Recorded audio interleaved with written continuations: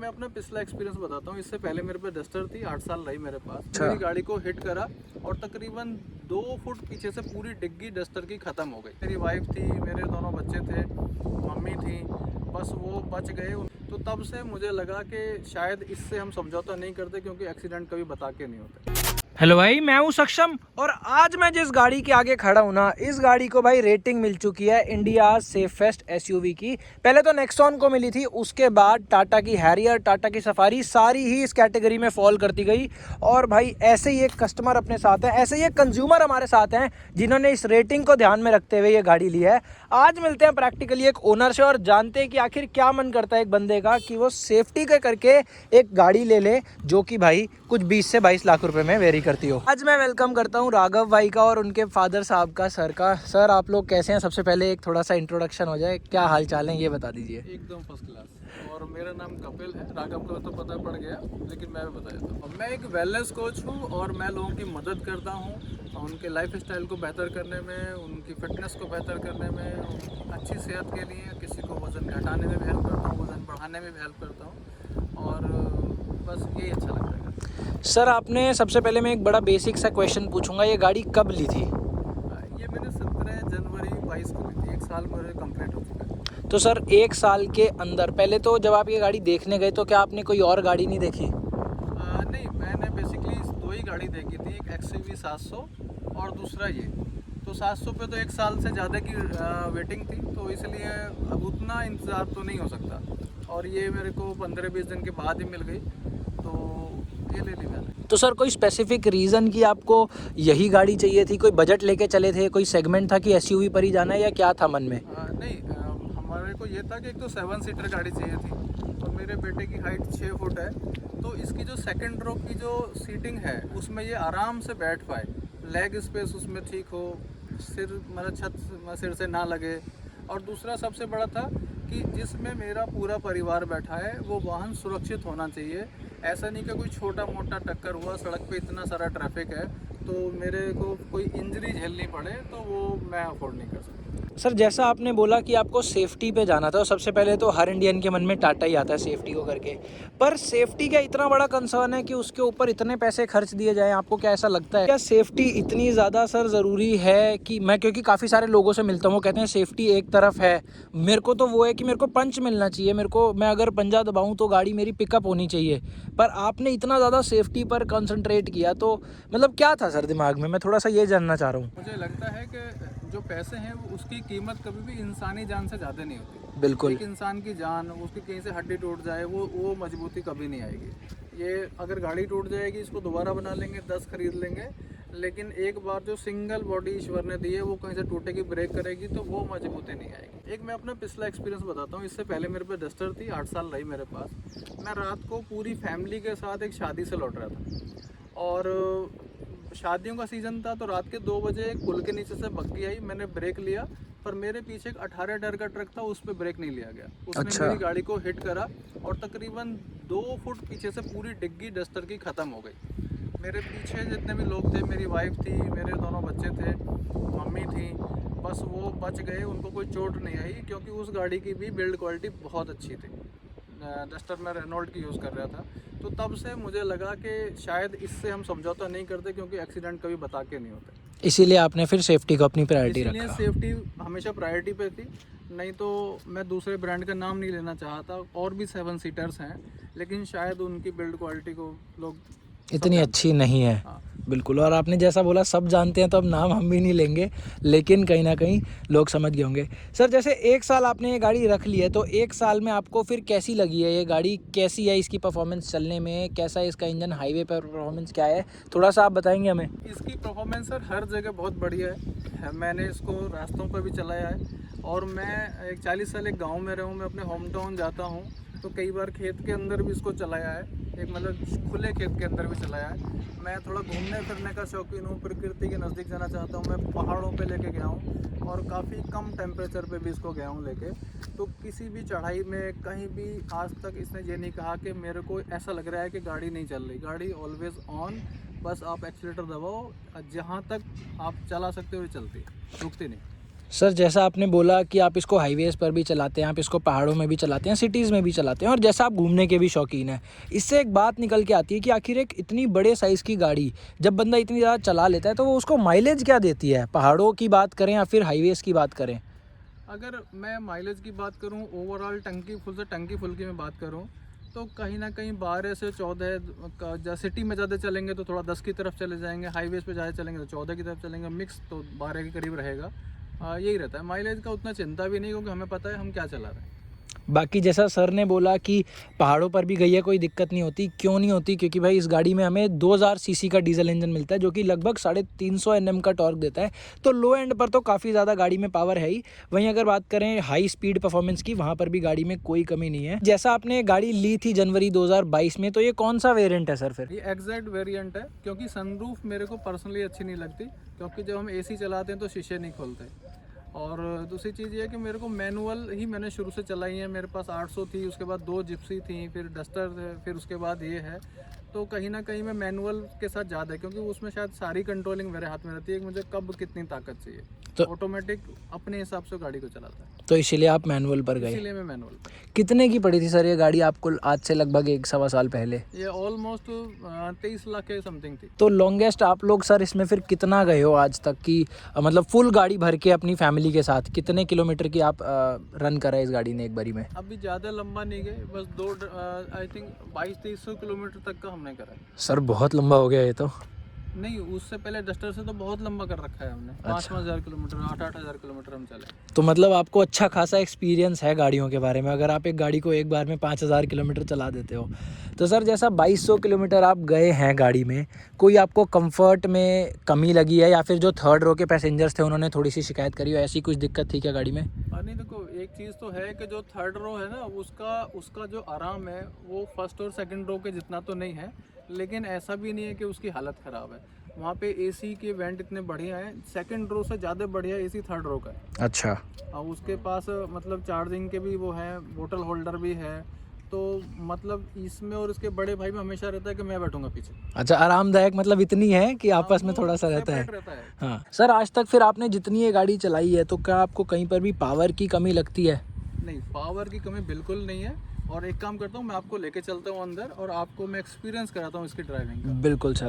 Please. तो अब हम गाड़ी के अंदर आ गए हैं और अब एक्सपीरियंस करते हैं कि आखिर कैसी चलती है। अभी मेरे को जो बैटरी सबसे पहली चीज़ दिखी सर वो ये है कि इसकी 14.2 की माइलेज। तो क्या ये माइलेज असल में निकाल के देती है आपको?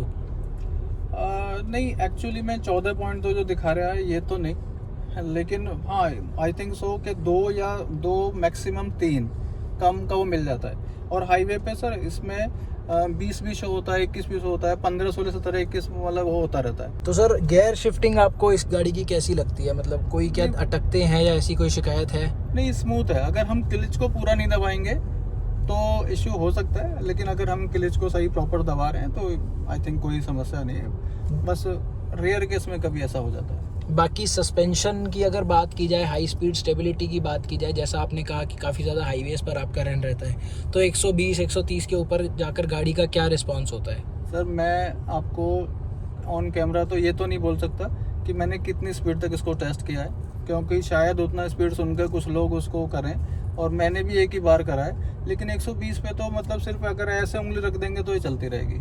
मतलब इतनी ज़्यादा आपको कॉन्फिडेंस देती है? बहुत ज़्यादा देंगे। देखो अभी जैसे हम हाईवे पे उस पर थोड़ा बड़ी सड़क पे जाएंगे तो मैं आपको दिखाता हूँ। अभी जैसे हम बम्प्स के ऊपर से आए तो मेरे को जो हल्की सी फील हुई है कि इस गाड़ी की जो सस्पेंशन है कहीं ना कहीं हार्ड साइड पर है, यानी कि जब हम थोड़े स्लो स्पीड पर होते हैं और कोई बम्प आता है तो वो अंदर फील होता है। तो क्या ये सिर्फ मुझे ही लगा है या बाकी आपको भी ऐसा कुछ लगा है इस 1 साल में कि स्लो स्पीड पर कहीं ना कहीं गड्ढे थोड़े अंदर ज़्यादा फील हो रहे हैं? नहीं, जब हम थोड़ा सा बहुत ज़्यादा ध्यान देकर गाड़ी को चलाते हैं तो जैसे बहुत स्लो कर लिया, ब्रेक ले लिया, हाफ क्लिच पे आप चले गए तो मे भी शायद वो कम करेगा। और नॉर्मली ये कि शायद मैं उतना ज़्यादा क्लिच दबाने को मैं पर्सनली लाइक नहीं करता हूँ। अगर मुझे लग रहा है कोई एक्सीडेंट वाला चीज़ है तो ठीक है, नहीं तो अदरवाइज स्लो स्पीड करा ऐसे ही मतलब निकाल लिया। और ये काम आप सिर्फ चुनिंदा कंपनियों के साथ कर सकते हैं, अपनी गाड़ियों के साथ कर सकते हैं, बाकी आप नहीं कर पाएंगे। जिनमें से टाटा है क्या? क्योंकि अगर हम मारुति से ये काम करेंगे मैं नाम किसी ब्रांड का नहीं लूँगा क्योंकि मुझे प्रेम पत्र पसंद नहीं है। देखिए अब मैं इसकी आपको पावर दिखाता हूँ। स्पोर्ट्स मोड पे लग चुकी है, सेकंड गियर से पिक करिए गाड़ी और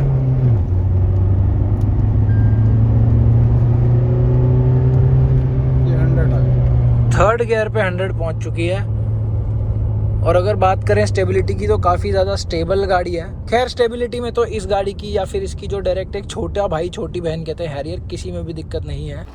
बाकी यहाँ पर थोड़ा सा एक ख़राब पैच हमें नज़र आया है। अब ये ख़राब पैच से जैसे गाड़ी थोड़ी सी जा रही है, देखने में ये कम लग रहा है, लेकिन अगर कोई हैचबैक हो, कोई सेडान हो, वो आराम से टच हो जाएगी। बट किसी भी इशू के बिना ये गाड़ी आराम से निकल जाती है। रीज़न है इस गाड़ी का 205 mm का ग्राउंड क्लियरेंस।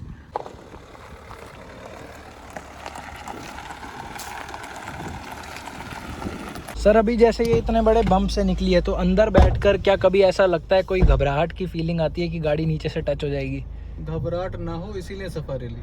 क्या बात है सर। बाकी अगर गाड़ी के इंटीरियर की बात करें तो सर अभी जैसा आपने थोड़ा सा रिवर्स करा था, मुझे दिखा था इस गाड़ी का कैमरा थोड़ा सा अनक्लियर है, तो उसके ऊपर आपके क्या विचार हैं फिर? नहीं, कई बार ऐसा रहता है कुछ डस्ट पार्टिकल रह जाते हैं, बाकी थोड़ा सा तो हाँ कम है, लेकिन ऐसा कोई वो नहीं कि काम नहीं चले। लेकिन कई बार साफ सफाई में वो जो सफाई करने वाला रहता है कि वो कुछ कपड़ा गंदा है तो कैमरे पे थोड़ा मट्टी आ गया, ब्लर हो गया, लेकिन बस डिसेंट है, मतलब बहुत ज़्यादा अच्छा नहीं है, लेकिन ठीक है, काम चल जाता है। तो इतनी बड़ी ये जो स्क्रीन है उसमें से पहले ही सर जो इंफोटेनमेंट है वो थोड़ी सी छोटी स्क्रीन पर आता है। हाँ, उसके बाद कैमरा और छोटी स्क्रीन पर आ जाता है। हाँ। तो ये कहीं ना कहीं शिकायत आपको लगती है पर्सनली?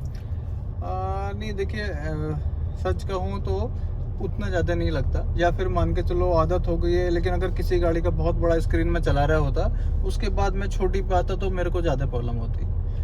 तो डस्टर में नहीं था, उसमें और कम क्लियर था, उसमें मैंने बाहर से लगवाया था। बाकी अगर बात करें इंटीरियर की तो गाड़ी का इंटरफेस जो हमें देखने को मिलता है कुछ ऐसा ही है। यहाँ पर अपने फॉग लैम्प्स के कंट्रोल हैं, इस तरफ इको और स्पोर्ट्स मोड है, यहाँ पर ऑटोमेटिक क्लाइमेट कंट्रोल, नीचे की तरफ एक वायरलेस चार्जिंग पैड दिया गया है, यहाँ पर USB ऑक्स का बटन है और ये टेरेन मोड है। साथ ही साथ यहाँ पर हमें मिलता है हिल डिसेंट कंट्रोल, ट्रैक्शन का बटन और वायरलेस कार प्ले और एंड्रॉइड ऑटो इस गाड़ी में देखने को मिल जाता है। जैसे कि अभी यहाँ पर फ़ोन अगर आप लोग देखोगे तो कनेक्टेड है, जबकि फ़ोन यहाँ पर पड़ा है, कोई भी वायर से कनेक्टेड नहीं है। साथ ही साथ इस गाड़ी में हमें देखने को मिलती है इलेक्ट्रॉनिक पार्किंग ब्रेक और ऑटो होल्ड के फीचर के साथ। बाकी गाड़ी का इंटीरियर अगेन वही है जो बाकी हमें सफारी में देखने को मिलता है। एक बात मैं इसमें बोलूँगा, इसमें जो फीचर जो सबसे ज़्यादा यूज़फुल मेरे को लगते हैं, जब हम हिल पे जाते हैं तो ऑटो होल्ड वहाँ पे बहुत काम कर रहता है। नहीं तो आपने देखा होगा बहुत सारे लोग पत्थर लगाते हैं, हैंड ब्रेक खींचते हैं, तो इसमें ऑटो होल्ड है तो ब्रेक लगाया, पैर हटा दीजिए, जैसे कोई जाम लगा कुछ भी हुआ तो गाड़ी एकदम स्टेबल रहती है। आप गियर लगा के जैसे आगे बढ़ाते वो चल पड़ती है। सर ऐसा बहुत से सफारी और हैरियर ओनर्स कहते हैं कि ये वाला जो पार्ट है, जो इतना पार्ट है, ये कहीं ना कहीं एक ब्लाइंड स्पॉट क्रिएट करता है पहाड़ों में। तो क्या आपको भी ये शिकायत लगती है इस गाड़ी से? नहीं, मुझे लगता है पहाड़ों में टर्न बहुत रहते हैं तो ये तो शिफ्ट होता रहता है इधर उधर। अच्छा, लेकिन हाँ थोड़ा ब्लाइंड स्पॉट तो है, क्योंकि अगर आप टैंक जैसी गाड़ी लोगे तो कुछ चीज़ें आपको कहीं ना कहीं छोटा मोटा, ये बहुत पतला रहेगा तो मजबूती नहीं रहेगी। सर ने ये बात बिल्कुल सही बोली कि टैंक जैसी गाड़ी तो बिल्कुल भाई, जब सफारी या हैरियर बाहर से कोई भी देखता है तो उसको ऐसा ही लगता है कि एक अच्छा खासा हैवी टैंक जा रहा है, गाड़ी तो लगती नहीं है। और जो आदमी सफारी में बैठता है ना, उसको जब मारुति की कोई गाड़ियाँ दिखती हैं तो वो कहीं ना कहीं टिन के डब्बे जैसी फील होती हैं। मैं एक चीज़ और शेयर करूँगा, जब मैंने गाड़ी मंगाई थी एक्सपीरियंस के लिए कि मैं चला के देखूँ, तो मैं रोड पे चला रहा था, तो वो जो ड्राइवर है जो गाड़ी का टेस्ट ड्राइव देने आया था, तो मुझसे बोलता है कि सर इसमें क्या चला रहे हो, इसको यहाँ चलाओ। वो मेरे को जो प्लॉट्स हैं इनमें उसने गाड़ी कुदवाई। मैं बोला मैं नहीं कुदाऊँगा, आप कुदा दो। तो उसने अंदर खड़ी करी, फिर मेरे को दी, बोला सर यहाँ चलाओ, गाड़ी का असली टेस्ट तो इधर होएगा, रोड पे तो सारी गाड़ी अच्छी चलती है। मतलब टाटा वालों को भी इतना कॉन्फिडेंस है अपनी गाड़ी पर कि हम जैसे मर्जी पथरीले रास्तों पर चलवाएं या बेकार रास्तों पर चलाएं, हमारी गाड़ी इतनी ज़्यादा सॉलिड है, इतनी अच्छी बिल्ड क्वालिटी की है कि उसका कुछ नहीं बिगड़ने वाला। बाकी सर 1 साल में कोई भी रैटलिंग नॉइस या ऐसा कुछ आया? क्योंकि मैं आपकी बातों से थोड़ा समझ पा रहा हूँ कि आपको कॉन्फिडेंस है गाड़ी पे कि आप गड्ढों से भी थोड़ा सा निकाल देते हैं, तो क्या कोई रैटलिंग नॉइस या ऐसी कोई शिकायत बनी है 1 साल के अंदर गाड़ी में? नहीं सर, आई थिंक सो, मुझे अभी तक कुछ ऐसा आया नहीं है। बस इसमें एक चीज़ है हल्का सा, एक इसमें ये बत्ती जलती है, ये बत्ती जो है, कौन सी वाली सर? ये रेड जल रही है इसमें अंदर। अच्छा, हाँ, तो मैं क्या करता हूँ, मैं जो सर्विस है उसको हमेशा थोड़ा 500-200 किलोमीटर पहले करा देता हूँ, क्योंकि मैं नहीं चाहता कि वो सर्विस डिले हो। क्योंकि एक इंजन ऑयल की लाइट है जो फ्लैश कर रही है इस टाइम पर भी। तो इनका ये बताते हैं कि अगर वो टाइम पार होगा, जो भी इनका है, जैसे 15,000 पे होनी थी तो 15,000 के बाद ये बत्ती जलती है, वो पहले चली गई, 15,000 बाद में हुआ, तो वो शायद इसको डीएक्टिव करना भूल गए। और उन्होंने बोला था कि आप आ जाओ हम कर देंगे, लेकिन वो सर्विस सेंटर थोड़ा दूर है, तो अब ये अगली सर्विस पे जाने वाली है 1000 किलोमीटर के बाद, तो तब इकट्ठा हो जाएगी। सर जैसा आपने अभी सर्विस का बोला और मैं ऑडोमीटर में देख पा रहा हूँ कि 1 साल में आपने 21,000 ये गाड़ी चला दी है। बाकी आपने मेंटेन काफ़ी अच्छी कर रखी है, देखने पर पता नहीं लग रही कि 21,000 चल चुकी है गाड़ी। तो इन 21,000 किलोमीटर्स के बाद कितनी सर्विस आप करा चुके हैं इसके सर्विस सेंटर से, और क्या एक्सपीरियंस रहता है सर टाटा के सर्विस सेंटर्स का? नहीं, इसमें जो उनकी 3 सर्विस हैं वो हो चुकी हैं, और मैं बस एक बार ही गया हूँ चेकअप के लिए। बाकी हर बार ड्राइवर आते हैं और वो ले जाते हैं, छोड़ के चले जाते हैं। मतलब आप घर से ही पिकअप ड्रॉप कराते हैं? पिकअप ड्रॉप की फैसिलिटी रहती है, क्योंकि वहाँ 3-4 घंटे बैठ के बोर होने का कोई चांस नहीं। अब जैसे सर आप घर से पिकअप ड्रॉप कराते हैं तो एक्सपीरियंस तो डेफिनेटली आपको नहीं पता लगा, लेकिन क्या कॉस्ट रही है ये आप थोड़ा सा शेयर कर पाएंगे हमारे साथ?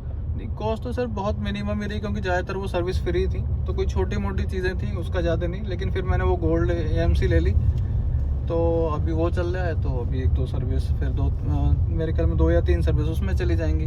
आई थिंक ब्रेक पैड होंगे, वो काफ़ी कॉस्टली होते हैं, और छोटी मोटी चीज़ें हैं, तो ये सब उसमें कवर अप हो जाएंगी। और एक चीज़ मैं आपके व्यूअर्स को और बताना चाहता हूँ कि मेरा भी एक यूट्यूब चैनल है जो मैंने अभी रिसेंटली शुरू किया 10 अप्रैल से, क्योंकि 10 अप्रैल मेरा जन्मदिन था, और मुझे लगा कि मुझे आज से ही कुछ और अच्छे काम की शुरुआत करनी चाहिए। तो मैं हेल्दी लिविंग के लिए और कैसे हम अपनी ज़िंदगी को शानदार तरीके से जी सकते हैं, स्ट्रेस फ्री और ड्रग फ्री, बहुत सारी छोटी छोटी गलतियां हम लोग अपनी डे टू डे लाइफ में करते हैं। हमको पता नहीं होता है कि क्या करना है, क्या खाना है, क्या नहीं खाना है, शरीर के साथ कैसे रहना है, कैसे ही शरीर को हेल्दी रखना है, लंबे समय तक स्वस्थ रखना है। और अनजाने में हमारे साथ बहुत सारी मिस्टेक्स होती रहती हैं। तो उसके लिए मैंने एक यूट्यूब चैनल शुरू करा है, कपिल नागर। आप टाइप करेंगे तो वो आ जाएगा। अभी तो उसमें बहुत कम है, क्योंकि जस्ट अभी शुरू है। लेकिन अगर आप अपने हेल्थ के प्रति कॉन्शियस हैं और आप चाहते हैं कि आपको अपने शरीर के बारे में बारीकी पता पड़े, मैं डॉक्टर तो नहीं हूँ, लेकिन एवरी सिंगल डे हम बहुत कुछ करते हैं, लेकिन बहुत सारी चीज़ें अपने शरीर के अगेंस्ट करते हैं। तो अगर आप उस चैनल को देखेंगे, फॉलो करेंगे, तो मे बी शायद आप अपने शरीर के साथ चलेंगे, इस शरीर को लंबे समय तक स्वस्थ और हैप्पी हेल्दी आप बना पाएंगे। तो सर अभी तक फिर इस 1 साल में क्या आप गाड़ी से सेटिस्फाइड हो पूरी तरीके से? अगर आज मैं आपको या कोई भी आपको बोले कि आपके पास दोबारा से 23 लाख रुपए हैं, आपको एक गाड़ी खरीदनी है, तो क्या आप टाटा सफारी पर ही जाओगे या आप गाड़ी को चेंज करोगे? मुझे और 2 लाख रुपए डालने होंगे, क्योंकि अभी जो 360 डिग्री कैमरा वो सब आया है ना, वो सब भी मेरे को मिल जाए तो आपको और अच्छा लगेगा। वो और अच्छा लगेगा, लेकिन गाड़ी सफारी रहने वाली है। बिल्कुल आप सेटिस्फाइड हैं, बिल्कुल संतुष्ट हैं अपनी डिसीजन से? बिल्कुल। ठीक है जी, इतना ही रखते हैं आज की अपनी इस वीडियो को। आज हमारे साथ कपिल सर थे, इन्होंने पूरा एक्सपीरियंस शेयर किया अपनी इस टाटा सफारी के साथ। 1 साल इनको हो गया गाड़ी चलाते हुए, 21,000 किलोमीटर गाड़ी चल चुकी है, उसके बाद भी कंडीशन बिल्कुल सही है। तो कहीं ना कहीं ये गाड़ी के टुवर्ड्स एक प्यार भी दिखाता है आदमी का कि वो कितना उसको मेंटेन कर सकता है। चलो ठीक है भाई, इतना ही रखते हैं वीडियो को। यहाँ तक वीडियो देखिए। थैंक यू सो मच भाइयों।